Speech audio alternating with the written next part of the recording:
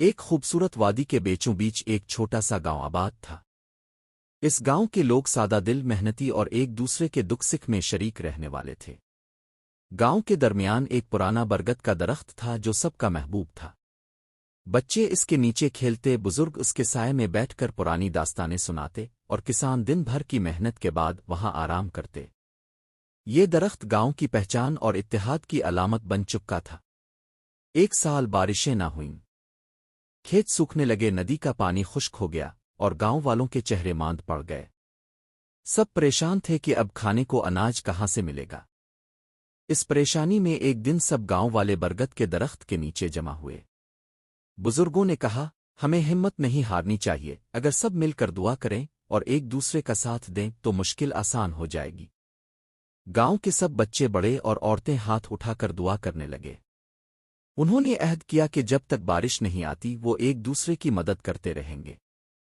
کچھ لوگ اپنے پاس کا اناج دوسروں کے ساتھ بانٹنے لگے، کچھ کسانوں نے اپنے بیل اور بیج مل کر استعمال کرنے کا فیصلہ کیا۔ گاؤں میں ایک نئی امید پیدا ہو گئی۔ چند دن گزرے ہی تھے کہ آسمان پر سیاہ بادل چھا گئے۔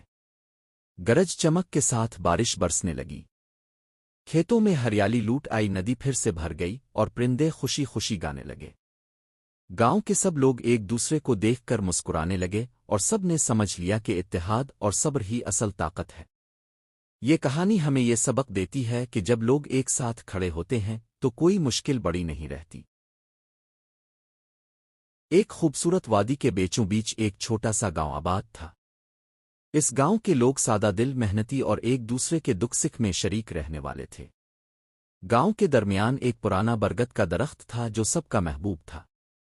بچے اس کے نیچے کھیلتے، بزرگ اس کے سائے میں بیٹھ کر پرانی داستانیں سناتے، اور کسان دن بھر کی محنت کے بعد وہاں آرام کرتے۔ یہ درخت گاؤں کی پہچان اور اتحاد کی علامت بن چکا تھا۔ ایک سال بارشیں نہ ہوئیں، کھیت سوکھنے لگے، ندی کا پانی خشک ہو گیا، اور گاؤں والوں کے چہرے ماند پڑ گئے۔ سب پریشان تھے کہ اب کھانے کو اناج کہاں سے ملے گا۔ اس پریشانی میں ایک دن سب گاؤں والے برگد کے درخت کے نیچے جمع ہوئے۔ بزرگوں نے کہا، ہمیں ہمت نہیں ہارنی چاہیے، اگر سب مل کر دعا کریں اور ایک دوسرے کا ساتھ دیں تو مشکل آسان ہو جائے گی۔ گاؤں کے سب بچے، بڑے اور عورتیں ہاتھ اٹھا کر دعا کرنے لگے۔ انہوں نے عہد کیا کہ جب تک بارش نہیں آتی وہ ایک دوسرے کی مدد کرتے رہیں گے۔ کچھ لوگ اپنے پاس کا اناج دوسروں کے ساتھ بانٹنے لگے، کچھ کسانوں نے اپنے بیل اور بیج مل کر استعمال کرنے کا فیصلہ کیا۔ گاؤں میں ایک نئی امید پیدا ہو گئی۔